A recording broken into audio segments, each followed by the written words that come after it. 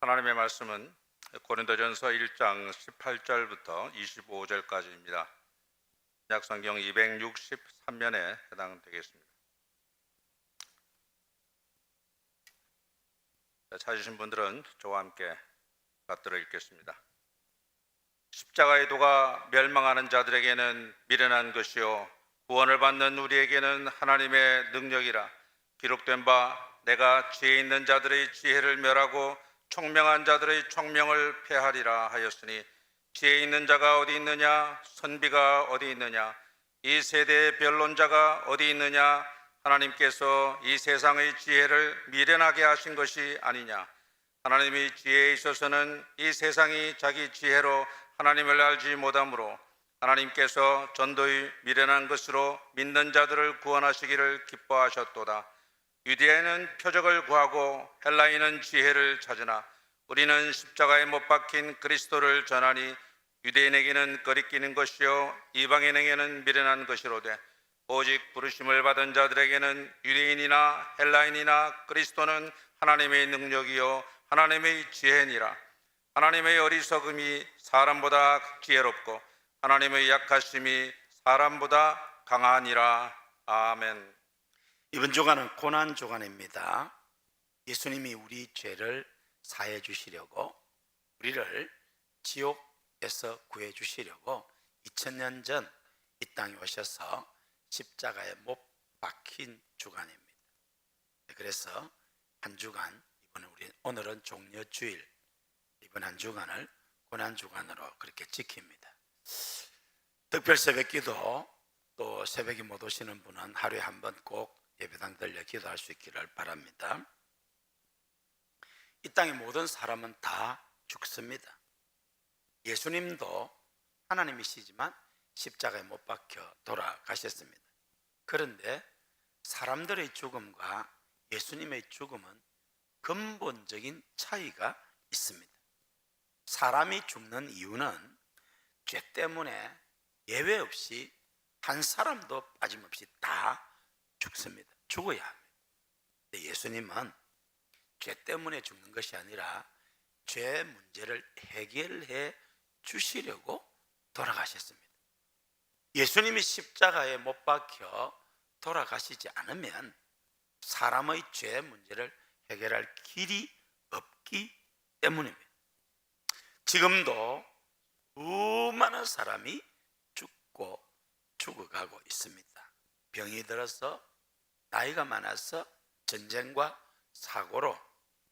근데 정확한 이유는 죄 때문에 죽는 것입니다.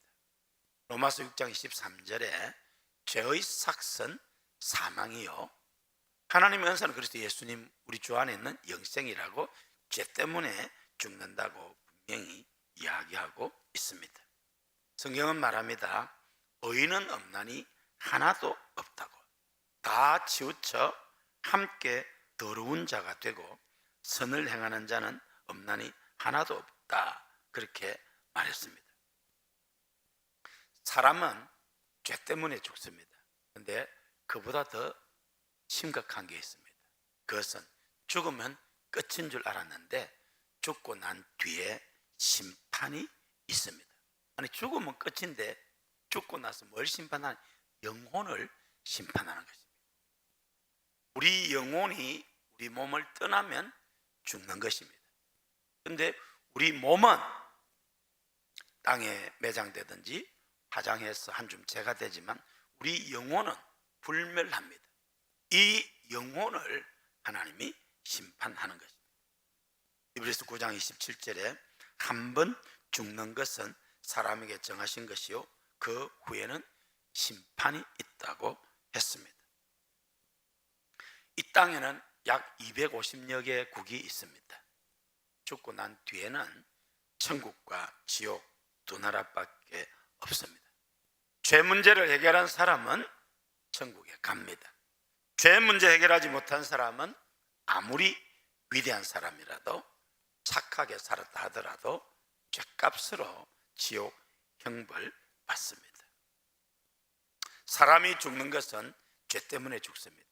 그러나 예수님은 죄 때문에 돌아가신 것이 아니라 죄 문제 해결하고 하려고 돌아가셨습니다. 인간의 죄 문제를 해결할 수 있는 유일한 길이 예수님의 십자가밖에 없습니다. 이 지구상에 많은 문제가 있습니다. 지구온난화 문제, 경제적인 문제, 우크라이나, 이란, 전쟁, 또 우리나라도 문제가 많이 있습니다. 우리나라의 심각한 문제가 저출산 문제입니다. 지금 우리나라는 너무너무 위대한 나라가 됐습니다. 그런데 저출산 문제 극복하지 못하면 나라는 소멸됩니다. 그 외에도 우리나라 많은 문제가 있지만은 특별히 제22대 국회 이 입법 독재, 이거 보통 문제가 아닙니다. 이 22대 국회 이 입법 독재를 우리가 막아야 합니다. 정치라는 것이 서로 타협도 하고 양보도 하고 국민도 생각하면서 해야 되는데, 제가 오래 살지는 않았지만 이런 국회는 처음 봅니다. 이거 보통 문제가 아닙니다. 이번에 31살 비례대표 손소린지 뭔지 하는 이 여자 국회의원이 포괄적 차별금지법을, 여태까지 나온 차별금지법 중에서 가장 악한 법을 내놨다고 합니다. 우리는 이 법 막아야 할 줄로 믿습니다. 22대 국회가 이걸 통과하면 우리는 군사 독재 정권과 싸웠듯이 싸워야 합니다. 어제 광화문 광장에 서울영락교회 김은성 목사님 점잖은 부입니다. 그분 곧 은퇴를 앞두고 있습니다. 예? 이 악법을 막아야 돼. 거룩한 방파제에서 우리 부산에 했던 것이 했습니다. 전국에서 모였습니다. 우리 거제도에서도 갔습니다. 여러분, 이런 일이 있을 때 기도하셔야 됩니다. 헌금도 하셔야 됩니다. 시간을 내어서 가야 합니다. 이번에는 저한테 너무 늦게 연락이 와서 제가 못했습니다만, 여러분, 우리가 그렇게 해도 통과시킨다면은 그는 우리 힘을 벗어나는 것입니다. 그러나 우리가 싸워서 막을 수 있다면 싸워야 할 줄로 믿습니다. 이 악법은 싸워야 합니다. 이번에 우리가 시, 군, 구, 또 교육감 선거를 하는데 이 법을 지지하느냐 반대하느냐 그 보고 우리가 해야 할 줄로 믿습니다. 4차 산업혁명의 발달과 과학, 의학 발달, 인공지능, 여러분 너무 놀랍잖아요. 어떻게 로봇이 사람보다 더 잘하잖아요. 저는 이번 전쟁을 보면서 어떻게 그 빠른 속도로 궤적을 움직이면서 날아오는 미사일과 전투기를 그렇게 탁 앉아서 계산돼 가지고 쏴서 막아내는, 사람의 지능이 어마어마합니다. 그런데 그 사람을 지으신 하나님이 얼마나 더 위대하신가. 사람도 이렇게 엄청난 능력을 가지고 있는데 우리 하나님은 얼마나 놀라운 전지전능하신 하나님인가. 저는 그걸 생각을 합니다. 할렐루야. 모든 것이 하나님의 손에 달려 있습니다. 과학이 아무리 발달하고 경제가 아무리 발전해도 인간의 죄 문제는 해결 못합니다. 여러분, 우리나라는 조그만 나라인데 어느새 전 세계가 우리 한국이 없으면 마비가 될 정도의 기술력을 가지고 있습니다. 놀라운 일입니다. 삼성전자와 SK하이닉스의 이 컴퓨터 관련 부속들, 이게 거의 90%가 이 두 회사에서 하고 있답니다. 미국도 중국도 전 세계가 우리 한국 부품이 없다면 움직이질 않는다. 놀라운 일이죠. 역사의 주인이신 하나님께서 제2의 택한 이스라엘 영적 제사장 국가로 들어 쓰시려고 종합적으로 섭리하신 결과인 줄로 믿습니다. 할렐루야. 여러분, 우리나라가 아무리 세계의 강대국이 되고 문화가 창달하고 정말 참 엄청난 나라가 된다 하더라도 죄 문제 해결하지 못하면 지옥 갑니다. 1000년을 살겠습니까? 10,000년을 살겠습니까? 우리 인생이 요즘은 70 은퇴하고 나면 서서히 쇠해집니다. 우리가 인생을 살아가는데 그렇게 많은 돈과 뭐가 필요치 않습니다. 그렇게 한들 100년이면 대부분 이 세상을 떠납니다. 그리고는 영원히 형벌받습니다. 사람이 죽기 전에 반드시 해야 할 문제가 죄 문제 해결하는 것입니다. 죄 문제 어떻게 해결합니까? 사람에게는 방법이 없으나 예수님 믿으면 단번에 해결됩니다. 그래서 십자가의 도가 안 믿는 사람, 지옥 갈 사람, 멸망하는 자들에게는 미련한 것이지만은 예수 십자가 보혈을 믿으면 구원받는다는 이 십자가의 도를 믿는 우리에게는 하나님의 능력이 됩니다. 그래서 바울은 십자가의 주님을 만나고 난 뒤에 예수 그리스도와 그가 십자가에 못 박히신 것 외에는 알지 아니하기로 했다고, 십자가 외에는 자랑하지 않겠다고 합니다. 고린도전서 1장 17절에는 그리스도께서 나를 보내시면 오직 복음을 전하게 하려 하심이로되 말의 지혜로 하지 아니하면 그리스도의 십자가가 헛되지 않게 하려 함이라고 했습니다. 십자가가 기독교 복음의 진수입니다. 십자가가 기독교의 심볼입니다. 사람 사는 세상 어디에서나 종족과 언어, 종교와 문화가 다르다 하더라도 십자가는 이제 사랑과 평화, 희생으로 상징되는 것입니다. 십자가는 원래 극형의 사형 도구였습니다. 로마 시대 가장 흉악한 죄를 지은 자, 더 이상 이런 죄를 못 지게 하려고 상징적으로 십자가를 죽였습니다. 사형선고를, 십자가 사형선고를 받은 죄수는 자기가 매달릴 나무를 메고 올라갑니다. 그리고 양손과 양발에 못이 박혀서 이제 그 못 박힌 자국으로 피와 액체가 쏟아 나옵니다. 보통 사람은 3일이면 액체가 다 빠져나와서 죽는다고 합니다. 건강한 사람은, 아주 건장한 사람은 일주일을 버틴 사람도 있다고 합니다. 근데 예수님은 6시간 만에 돌아가셨습니다. 이 십자가 형벌이 너무 잔인하기 때문에 로마 시민은 어떤 죄를 지었더라도 십자가형은 못 받게 하는, 로마 시민 같은 특권을 누리는 사람이 지금 미국 사람들이죠. 미국 사람 한 사람 잘못 건드리면 나라가 어렵습니다. 어쨌든 십자가는 형벌의 상징입니다. 1세기 유대 역사가 요세푸스는 팔레스틴에는 이런 십자가 처형이 많았다고 합니다. 두 번째로, 그런데 그 가장 흉악한 십자가에 예수님이 못 박혀 돌아가셨습니다.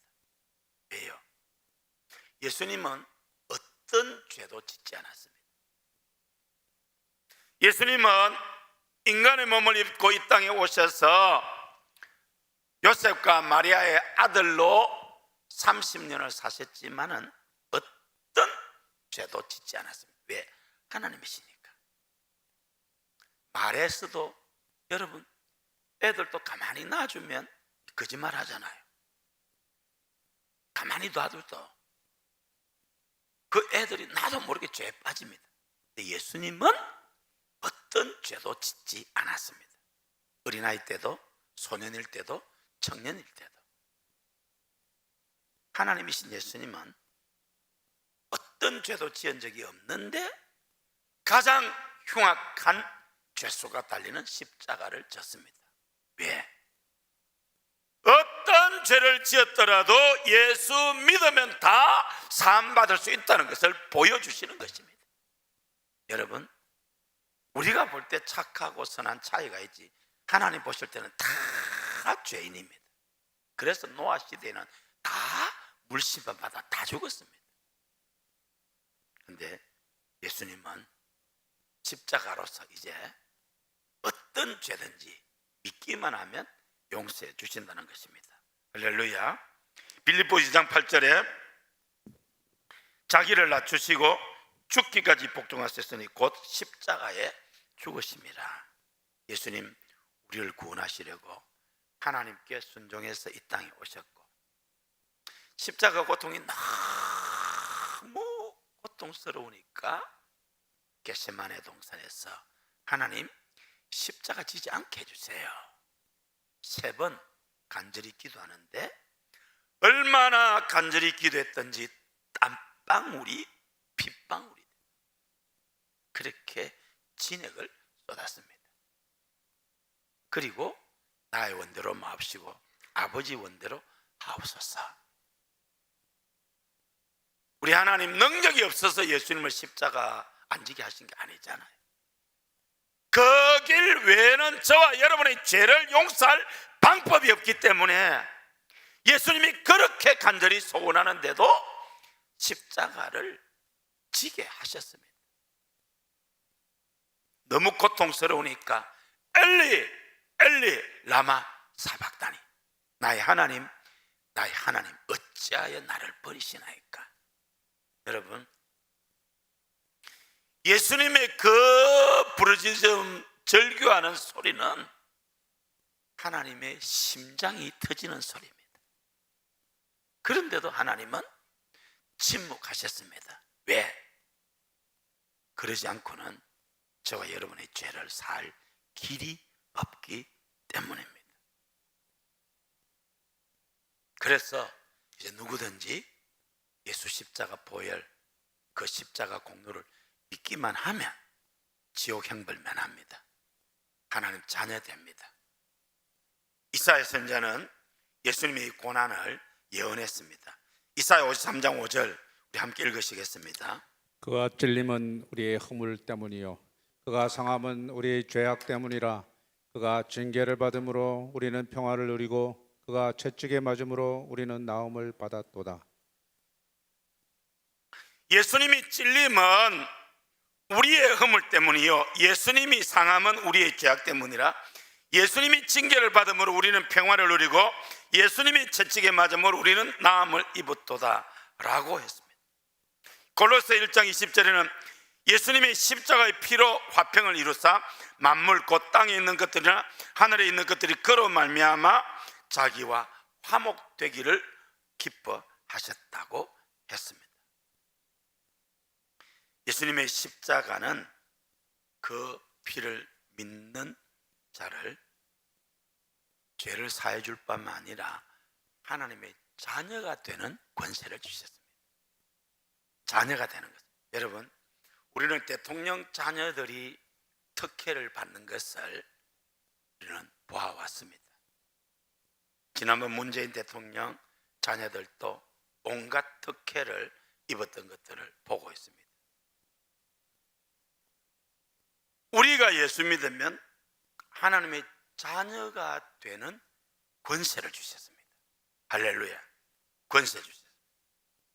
십자가 공로 없이 우리는 하나님 앞에 설 수 없습니다.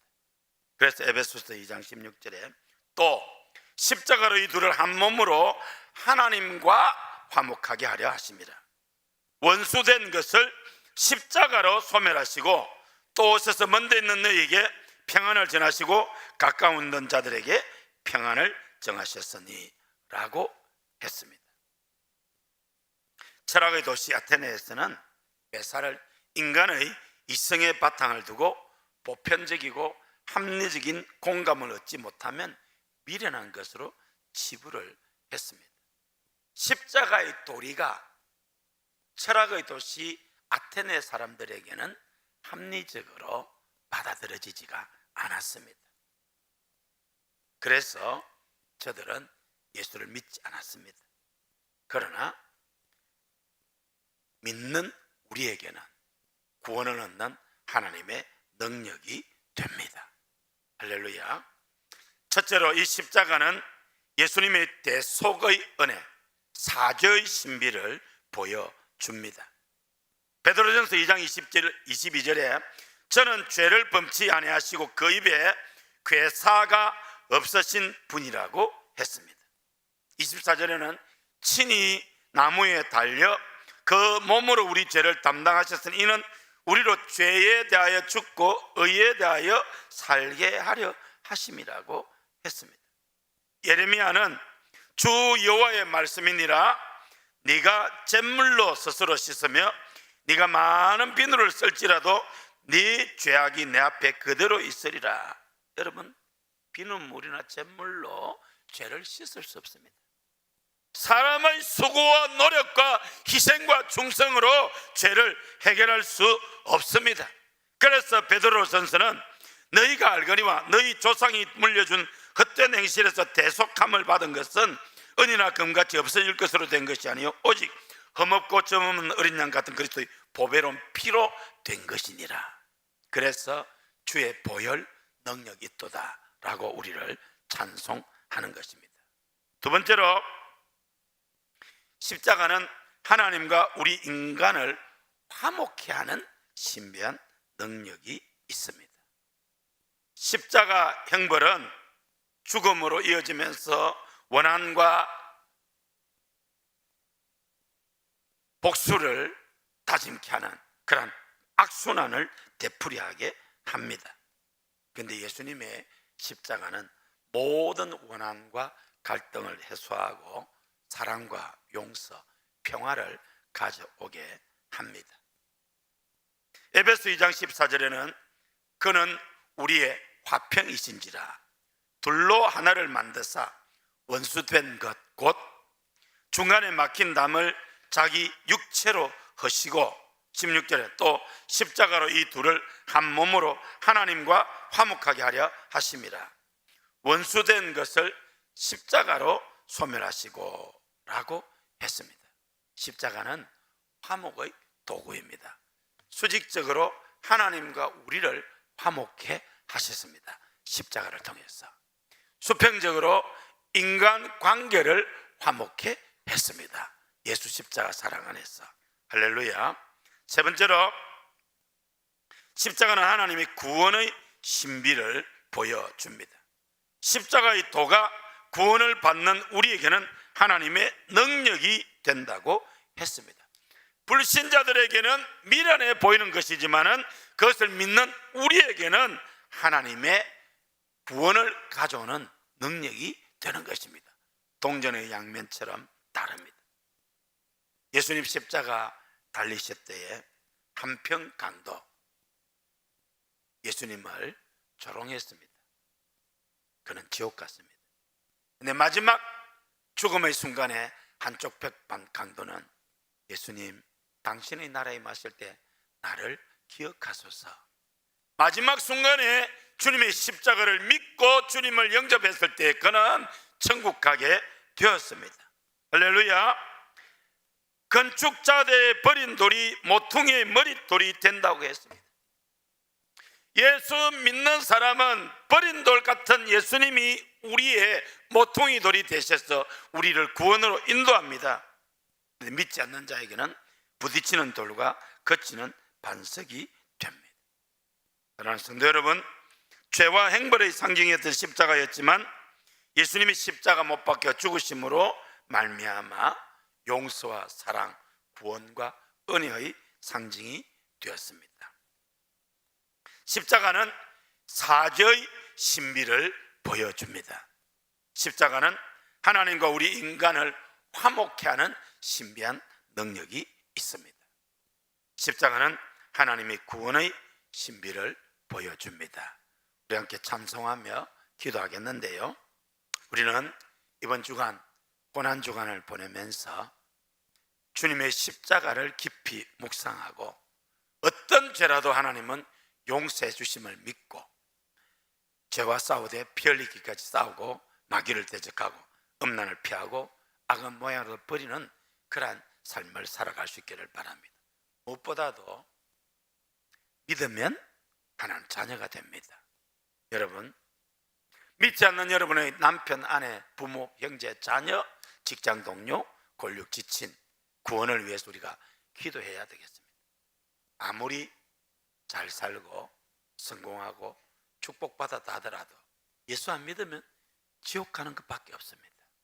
이번 고난 주간에 우리는 가족 구원, 동료 구원, 이웃 구원을 기도하면서 나갈 수 있기를 바랍니다.